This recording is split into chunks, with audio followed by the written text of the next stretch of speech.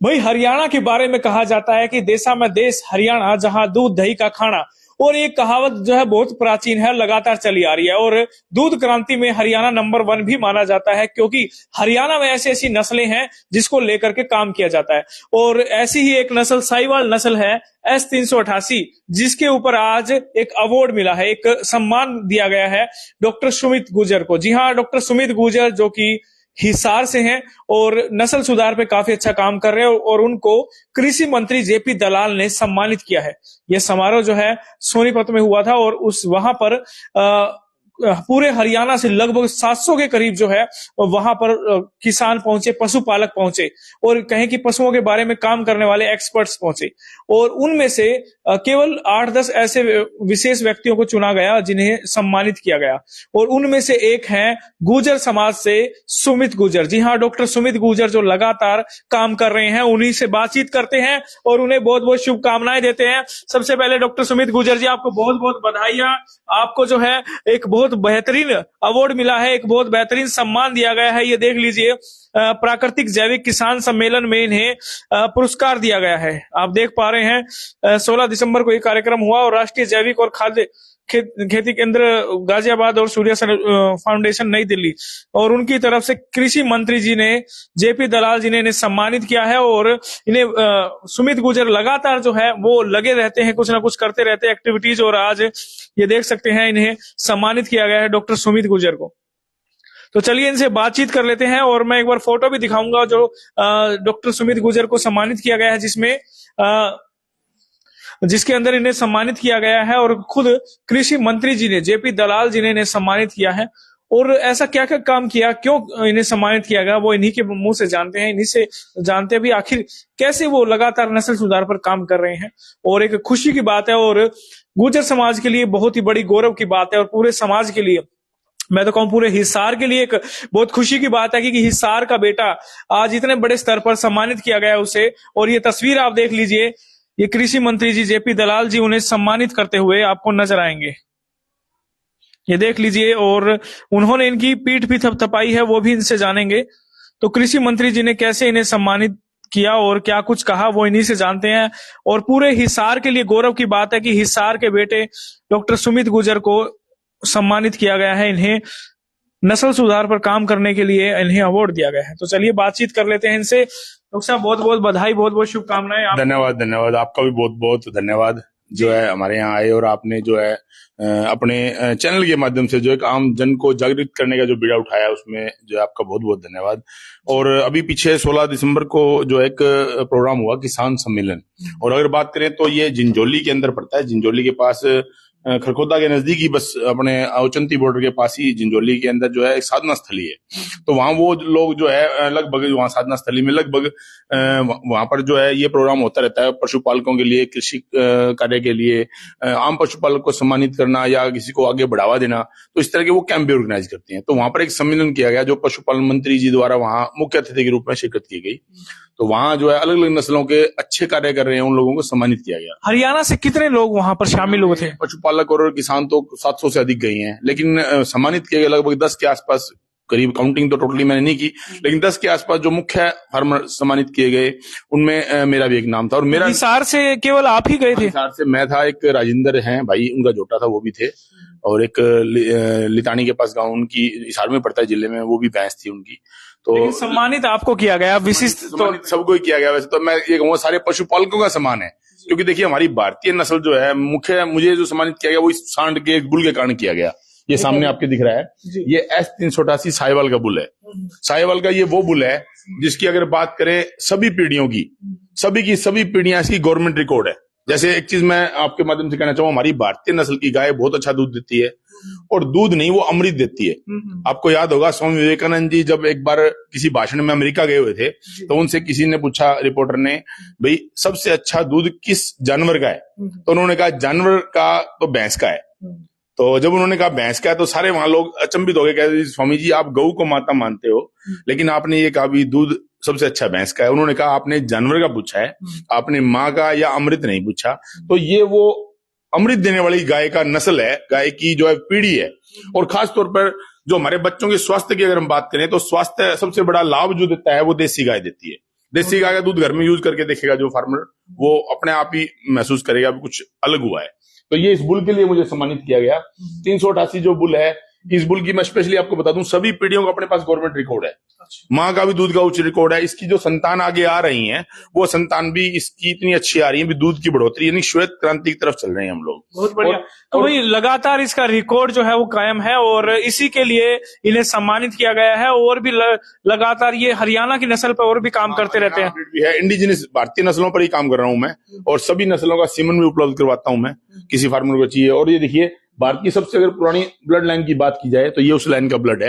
1809 में एक फार्म बना था, उस फार्म के खानदान का। और ये देखिए इसकी पूरी पीढ़ी, आज तक आपने फील्ड में ये देखा होगा, हम जो बच्चों की रिश्ता करते हैं, शादी करते हैं, तो हम देखते हैं ना दादा नानी पड़नानी। लेकिन आज जो मैं आपको दिखा रहा हूँ, हरियाणा अपनी भारतीय नस्लों में साहिवाल नस्ल की अगर नस्ल संवर्धन करना है, अच्छे बच्चे लेने हैं, प्योर बच्चे लेने हैं, तो आपको ये देखना पड़ेगा S388। ये देखिए इसकी सारी बाप, उसका बाप, यानी इसका पिता, दादा, परदादा, इसी तरह इसकी माँ का पिता, उसका दादा, मतलब सारी पीढ़ियां जो है गवर्नमेंट की है। और ये इसका पिता, ये इसकी माँ। मतलब दूध, अगर भारतीय नस्लों की जो कदर घटी है वो दूध कम होने के कारण घटी है। लेकिन मैं चाहता हूं कि आज भारतीय नस्लों का दूध हो, हर घर में स्वास्थ्य हो। और मैं धन्यवाद करना चाहूंगा अपने पशुपालन विभाग का, और खासतौर पर जेपी दलाल जी मंत्री जी का। उन्होंने कृषि का बजट भी जो है 5 से 6 गुना बढ़ा दिया। पशुपालक के लिए अन्य योजनाएं शुरू कर दी, और यहाँ के जो पशुपालन के, हमारे यहाँ के जो डिपार्टमेंट के अधिकारी हैं, बड़ा अच्छा कार्य कर रहे हैं। और आज अगर बात करें तो नस्ल हमारी संवर्धन हुई है। सरकार ने बड़ा अच्छा फार्मर को प्रोत्साहन किया है, और धन्यवाद हूं मैं भी जो सम्मानित किया गया। चलिए, बहुत बहुत बधाई। और आपको बता देते हैं, लगातार ये नस्ल सुधार पर काम कर रहे हैं और हरियाणा के अंदर इस तरीके से लगातार, और हरियाणा नहीं, इनके यहाँ से जो सीमन जाते हैं, क्योंकि सीमन का काम भी करते हैं, वो हरियाणा, पंजाब, राजस्थान और अलग राज्यों में भी यहाँ से जाते हैं। और लगभग असम, गुवाहाटी के अंदर भी जो है इस बुल के बच्चे आ चुके हैं। यानी कि एक बुल देखो, एक कितनी देर घूमेगा। सीमन मैंने इसलिए इसका बनवाया ताकि इसके दूर दूर तक इसका वंश घूमे और अच्छी नस्ल आए, दूध आए। तो असम, गुवाहाटी, आंध्रा, विजयवाड़ा, तो वहां काफी दूर दूर के एरिया में लोग 1000 किलोमीटर से आगे भी सीमन लेके गए इस बुल का, और बहुत अच्छे रिजल्ट दे रहा है। और धन्यवाद करना चाहूंगा गवर्नमेंट फार्म को, जिन्होंने नस्ल को कायम रखा है। चलिए, बहुत बढ़िया। लिया कहाँ से था आपने ये? गवर्नमेंट फार्म से खरीदा था। इसकी इसी कहाँ से? साहिवाल के अंदर साहिवाल का एकमात्र फार्म है जो 1809 से चल रहा है। यानी कि बात करें पूरे भारत की, पूरे अखंड भारत की, जब हमारा भारत पाकिस्तान जरा इकट्ठा था, तब एक फार्म स्थापित हुआ था 1809 में। उस फार्म की ये ब्लड लाइन है। और अब तक अगर बात करें, मैंने स्पेशली यहाँ लिखा भी है बैनर में, भारत की सबसे पुरानी ब्लड लाइन का साहिवाल सांड S388, जिसकी सभी पीढ़ियों के गवर्नमेंट रिकॉर्ड है। तो किसी भाई को भी अगर यूज करना हो तो नस्ल सुधार करे, हमारी भारतीय मूल की नस्लों को मत छोड़े। देखो, दूध के लिए आप गाय पालो, बिल्कुल, लेकिन तो स्वास्थ्य के लिए दूध जरूर पिए। बहुत बढ़िया। तो बहुत बहुत अच्छा संदेश इन्होंने दिया। और हिसार के बेटे हैं, और हिसार के ही अंदर अपनी कर्म भूमि बनाई। हिसार इनकी जन्म भूमि है, और हिसार को ही अपना कर्म भूमि बना करके काम कर रहे हैं।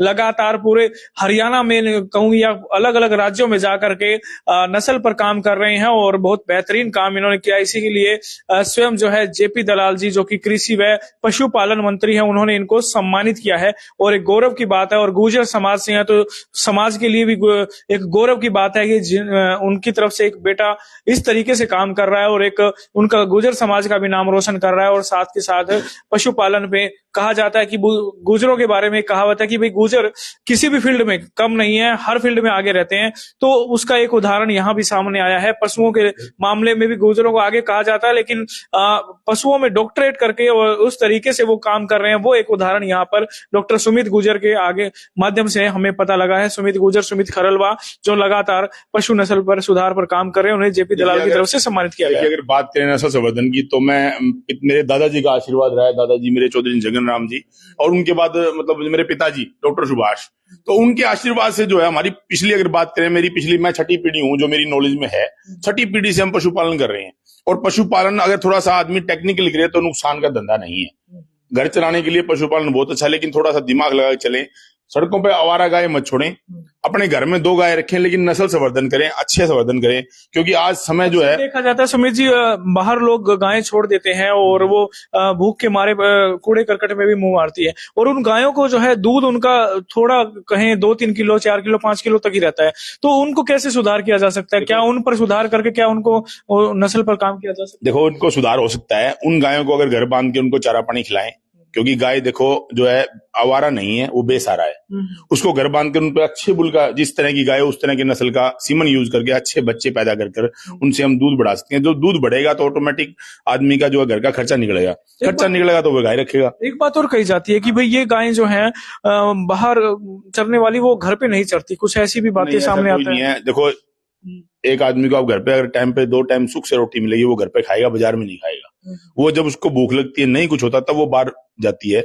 घर में अगर उसको पोषण मिला, चारा बढ़िया मिले, तो वो घर में आराम से खाएगी, नस्ल भी देगी, दूध भी देगी। एक चीज और भी है, जिस तरीके से खुराक बढ़ती जा रही है, पशुओं की जो महंगाई के कारण जो है रेट बढ़ते जा रहे हैं, उसके बाद और दूध के रेट कम है, दूध के रेट के कारण जो है कहीं ना कहीं नुकसान का भी बिजनेस बनता जा रहा है। मैं कैलकुलेट करूं, मैं भी दूध का कार्य करता हूं, अगर मैं कैलकुलेट करूं, मेरी जो डेयरी है तो 44 रुपए किलो दूध मेरे को प्रोडक्शन कॉस्ट करता है देसी गाय के दूध की, और उसका रेट हमें मिल नहीं पाता। कारण सिर्फ एक ही है, नकली दूध।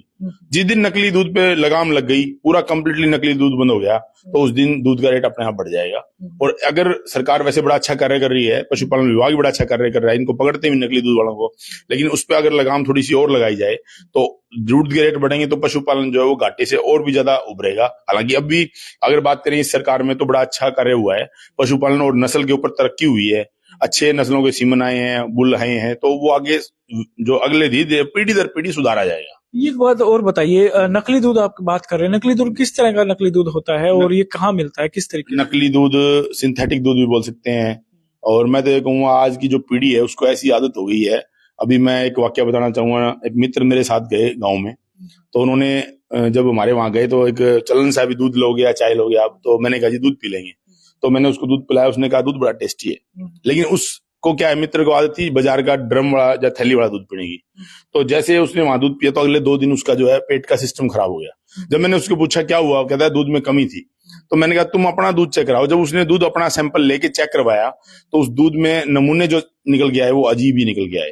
तब मैंने कहा गांव वाला चेक कराया। तब गांव का जब चेक करवाया, वो दूध जो मेरा पिया उसने, उसमें फैट बहुत अच्छी थी, उसमें प्रोटीन, कार्बोहाइड्रेट, हर चीज में वो मतलब बेस्ट था। लेकिन जब उसको पता लगा इस बात का, तो उसने कहा भी ये दूध आपने पिलाया वो माड़ा नहीं था, दूध तो जो हम पी रहे हैं बाजार से सिंथेटिक या नकली दूध पी रहे वो माड़ा है। और यही कारण है आज स्वास्थ्य से खिलवाड़ हुआ, बीमारियां बढ़ गई। बस इसके ज्यादा लंबी ना हो जाए वीडियो तो हाँ, बिल्कुल बिल्कुल। वो तो महत्वपूर्ण जानकारी सुमित जी ने हमारे साथ साझा की, और मैं चाहूंगा कि तमाम ऐसी जानकारियों पर आगे भी इनसे बातचीत करते रहेंगे। फिलहाल नस्ल सुधार पर काम करने के लिए इन्हें कृषि मंत्री जी की तरफ से जो है वो सम्मानित किया गया है, और बहुत महत्वपूर्ण जानकारी इन्होंने हमारे साथ साझा की। आपका बहुत बहुत धन्यवाद। और जिस भाई को भी डिटेल देखनी हो, तो वो यूट्यूब चैनल है मेरा, डॉक्टर सुमित वेट सोल्यूशन के नाम से। तो इस चैनल पे आप वो डिटेल भी देख सकते हैं, बुल्स की या एनिमल से संबंधित किसी प्रकार का पशुपालक जानकारी चाहिए, तो इसमें सामने नंबर भी दिया है, और सामने ये यूट्यूब चैनल है मेरा, डॉक्टर सुमित वेट सोल्यूशन, और ये सामने फोन नंबर है 93-158-21-114। तो किसी भाई को जानकारी लेनी है तो व्हाट्सएप के माध्यम से वो संपर्क भी कर सकता है। तो आपका यहाँ पहुंचने पर बहुत बहुत धन्यवाद। आपकी पूरी टीम का बहुत बहुत तहे दिल से धन्यवाद। धन्यवाद सर।